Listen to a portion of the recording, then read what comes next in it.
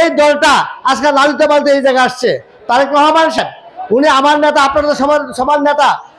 ওনার বিরুদ্ধে তো আওয়ামী লীগ গভর্নমেন্ট কম চেষ্টা করেন নাই। ওনার বিরুদ্ধে কি একটি টাকা খুঁজে পাওয়া গেছে? পৃথিবী নামক গ্রহে কোনো ব্যাংকে কোনো ইয়েতে পাওয়া যায় নাই। উনিও সৎ, শহীদ জিয়া সৎ, বেগম জিয়া সৎ, তারেক রহমান সৎ। এই 3 সৎ লোকের নেতৃত্বে যে দল, সেই দলে তো দুর্নীতিবাজ, কমিটি বাণিজ্য করে, চাঁদাবাজি করে, বালু বাণিজ্য করে, এরা থাকতে পারে না। এদেরকে শহীদ জিয়া সৈনিকে রুখবে, আগামীতে রুখবে ইনশাআল্লাহ, এই বিশ্বাস আমি করি।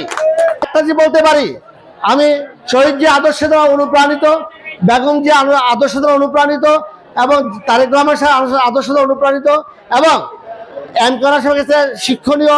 আমরা এই যে নেতাগুলো নাম বললাম, আমরা সবাই সৎ নেতা ছিলেন। তাদের কাছ থেকে আমরা শিক্ষণীয়। এখানে হোমনা, মেঘনা, তিতা আসে। আমি সারা বাংলাদেশের কথা বললাম না, এই জন্য আমি সারা বাংলাদেশের পক্ষে কথা বলার কেউ না, আমি দায়িত্বপ্রাপ্ত না। আমি আমার আসন নিয়ে কথা বললাম।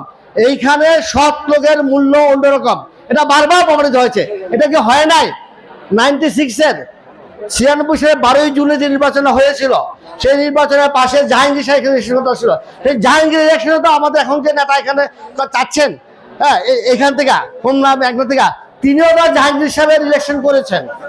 এটা আপনারা সবাই জানেন। উনি কয়েকদিন আগে শওকত মাহমুদের সাথেও তো সংস্কারপন্থী বিএনপি করেছেন। এই কথাগুলো আমাকে বলতে হবে। এই যে ভদ্রলোক যে করতেছে, উনি কেন এই যে আপনি ধরেন 28 অক্টোবরের পর থেকে নির্বাচনের পর্যন্ত, এবং নির্বাচন না, এবং অগাস্টের 5 তারিখে সরকার পতন, আওয়ামী লীগ সরকার পতনের পর্যন্ত এই ভদ্রলোক কোথায় ছিলেন? উনি তো গুহায় পালাইয়াছিলেন। আমরা সকলে মিলা আন্দোলন করেছি, মিছিল করেছি, অবরোধ করেছি, হরতাল করেছি, এমনকি মশাল মিছিল করেছি, এবং হোমনা, মেঘনা, তিতাস, এমনকি ঢাকা চিনা হাইওয়ে করেছি। সেই রেকর্ডটা হলো বাজে। ওনাকে দৌড়ে রেকর্ড আছে? উনি এগুলো করেছেন? উনি তো গুহায় ছিলেন, ওনাকে তো খুঁজে পাওয়া যায় না। হঠাৎ করে উনি একটা পদ নিয়ে আসলেন, সাংগঠনিক পদ। আরে ভাই, রাষ্ট্রীয় পদ না, সাংগঠনিক পদ পেয়ে আপনি যা দুর্নীতি শুরু করছেন।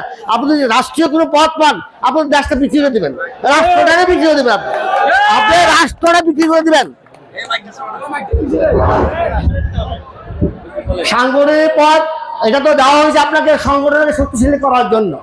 আপনি তো চাঁদাবাজির জন্য দেওয়া হয় নাই, আপনি তো টেন্ডারবাজির জন্য দেওয়া হয় নাই, আপনি কমিটি বাণিজ্য দেওয়া হয় নাই। দেখেন, ছোটবেলা শুনেছি কাকের মাংস, সে মানুষের মাংস মানুষের খায়, কর্মীদের মাংস খায় উনি। এই যে টাকার বিনিময়ে যে পদ দেওয়া, এটা কর্মীদের মাংস খাওয়া।